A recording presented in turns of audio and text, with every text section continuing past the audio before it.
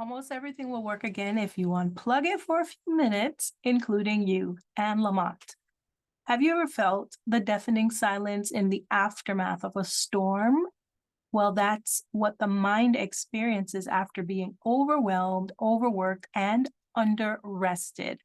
As educators, we all know the demanding toll that a school day can impose, from the unyielding clamor to perpetual needs to the responsibilities that seem ceaseless. But take a moment and reflect upon the wisdom in Anne Lamott's words. Almost everything will work again if you unplug it for a few minutes, including you. Like a device that needs a reboot, sometimes what we truly require is not just more effort, but just a pause, a momentary disconnection to rekindle our spirits.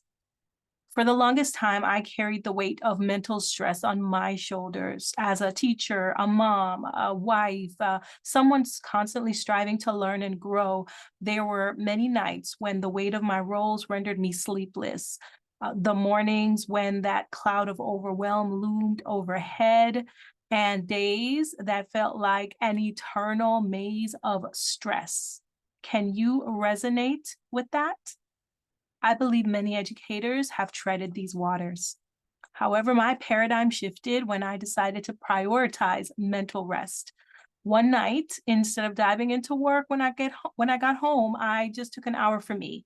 I took a calming bath, got my bath salts, my soft music, my soft lighting with my candles, and just deep reflection. And in those moments of reflection and relaxation, I experienced just this profound sense of clarity and vigor.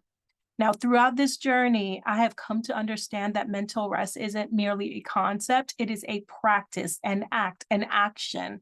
It is a deliberate choice that hinges on mindfulness and boundaries, an empowering choice to step back, reflect, and rest. So think of mental rest as an unplugging from the noise and the chaos in the world around you. It's that sacred space where you declutter your mind, you recharge your cognitive batteries, and you restore your inner calm. Mental rest is the intentional act of allowing your mind to detach from the stressors and engage in activities that rejuvenate your mental well being. It is a conscious effort to quiet the mind. It is a conscious effort to embrace moments of pause. It is a conscious effort to foster clarity and focus. I keep reminding you that it is a conscious effort because mental rest is not something you try. It is a decision that you do. You just do it. So in my quest for mental balance, I've discovered some strategies that I would like to share with you so you can decide and do. Number one is mindful mornings. So for me, what I would do is I'd steal moments of quiet, sometimes hiding in the school parking lot or tucked away in my classroom corner before the bell rung. I would close my eyes and I'd focus on my breathing. I would imagine things that were joyful for me. So those things were like the sunset or the sunrise in Jamaica, because those just bring me joy.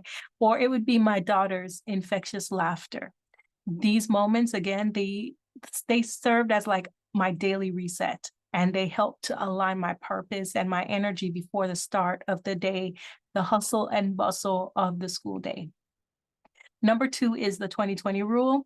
So amidst all the grading and the planning and all the computer and checking email and this and this and this, I would take about 20 minutes, every 20 minutes, to just refocus, like look away at something 20 feet away for 20 seconds. And for me, it was more than just a break for my eyes, it was also a break for my mind.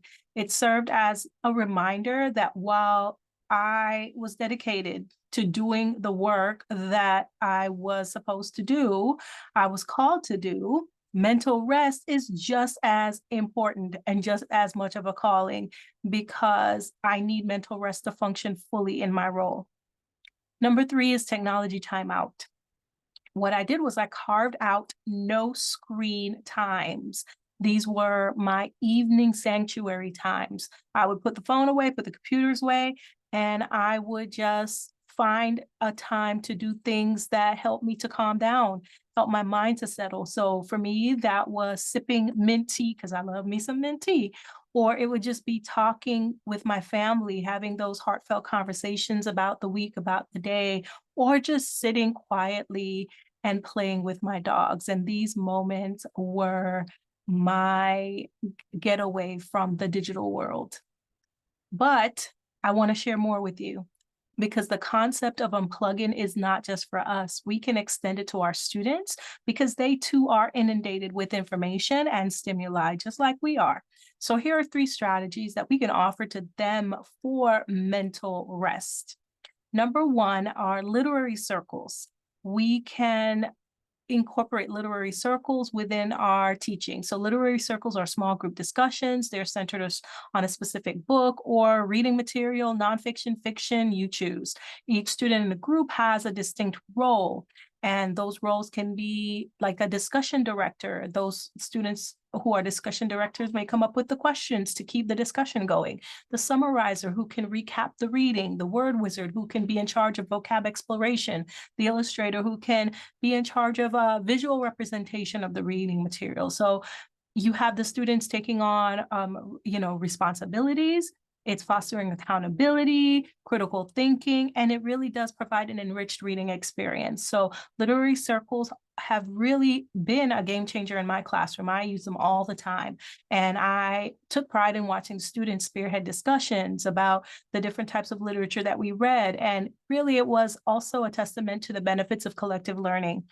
It promotes that cognitive ease for students. So it's not too heavy on each individual student, but as a group, they're learning. So it's cognitive ease. It's also leadership, and it's also teamwork. So we're going to jump into topic number 2, gratitude graffiti walls.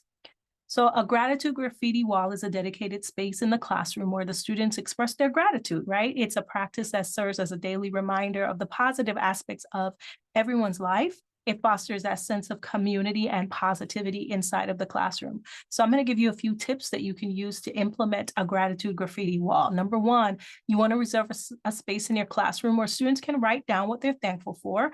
For example, you could do this based on themes where you can have the students, write about the people they're grateful for or experiences that made me smile. So this narrows down the focus and allows students to deeply reflect on specific areas of gratitude. Then you can provide sticky notes or markers and index cards, urging students to jot down these things that they are thankful for. And again, it could be big, it could be small, and then you just post them in the room, in a section of the room that you reserve for students to be able to see and read and reflect on this graffiti wall that's a beacon of positivity for them. So amidst their busy day, their bustling routines, they can kind of find solace in the shared joys that they are able to read and reread and indulge in every day. All right, now that we've had a taste of a gratitude graffiti wall, we're going to move on to topic number 3, which are body-brain breaks. Again, these are short, intentional breaks during class that rejuvenate the body and the mind.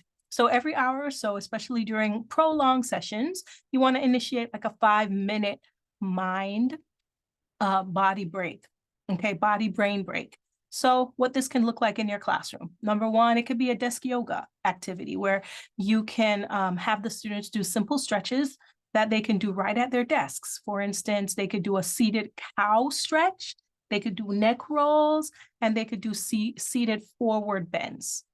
You could also incorporate dance breaks throughout your day. You can use platforms like Go Noodle or play popular TikTok dance trends and have a 3-minute dance break that can uplift the mood and get those endorphins flowing. Number 3 is you can have a nature interlude. So if your classroom has a window, or even better, if you're close to some kind of green space or outdoor space, take a moment for your students to get up and observe and move around, or even take them outside. They can, watch the rain. They can notice the movement of the trees. Again, taking a short break outside, or while you can even play some nature videos or nature sounds and have that movement incorporated with it. All right, so these regular intervals of physical activities whether they are stretches or brain breaks or interaction with nature, they do revive both the body and the mind. And they help to dissipate that restlessness and that that restlessness that the students face, and it helps to kind of improve or to augment the engagement of the students as well. Now, as we conclude, we want to recap what we've talked about today. So we've explored 3 wonderful ways that you can infuse mental rest into your personal life as well as your professional life. So for you, we talked about mindful mornings, we talked about 20/20 rule, and we talked about technology timeouts. Now for your students, we talked about literary circles, a gratitude graffiti wall, and body brain breaks. So thank you for joining us. We had a great time in this discussion, and I do appreciate your openness to learning and embracing new ways to incorporate rest into your daily routine. But before you go, let me leave you with this gem. As we unplug from this conversation, remember the words of Anne Lamott that we started with. Almost everything will work again if you unplug it for a few minutes, including you. So just as devices need a reset to function optimally, so do we, and so do our students.